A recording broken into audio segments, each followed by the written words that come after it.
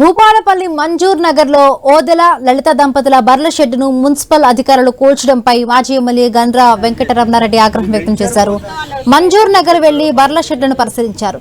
బాధితులకు అండగా ఉంటామని గండ్ర హామీనిచ్చారు. రియల్ ఎస్టేట్ వ్యాపారుల కోసం పేదల షెడ్డును కూల్చడం ఎంతవరకు న్యాయమని ప్రశ్నించారు.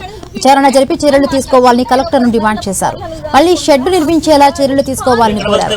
బాధితులతో అసభ్యంగా మాట్లాడిన సీఐపై చర్యలు తీసుకోవాలన్నారు.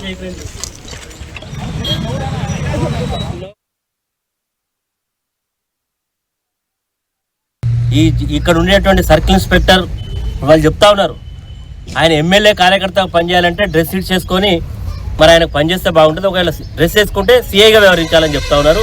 నేను సీఐ గారికి కూడా ఈ సందర్భంగా ప్రజల తరఫున విజ్ఞప్తి చేస్తా ఉన్నా. నీకు ఇంకా చాలా కెరియర్ ఉంది, చాలా ఉద్యోగం చేసుకోవడానికి ఇంకా నీకు చాలా యంగ్స్టరు, ఇంకా ఉపాధి, ఇంకా దుర్మార్గంగా ఒక పార్టీ ఎమ్మెల్యేకు అనుచరుడుగా పనిచేయడం చాలా బాధాకరం.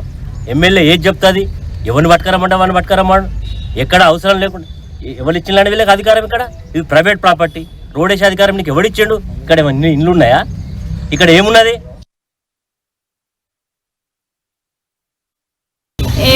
మీకు ఇంతేం అవసరం వచ్చింది మా షెడ్ కూలగొట్టడానికి? మీరు స్కూల్ వరకు వేసుకోవచ్చు కదా అంటే అంటాడు కదా, ఎమ్మెల్యే సార్ మమ్మల్ని కూలగొట్టమని చెప్పిండు. మేము ఎమ్మెల్యే సార్ చెప్పినట్టు వింటాం కానీ మీరు చెప్పినట్టు వింటామా?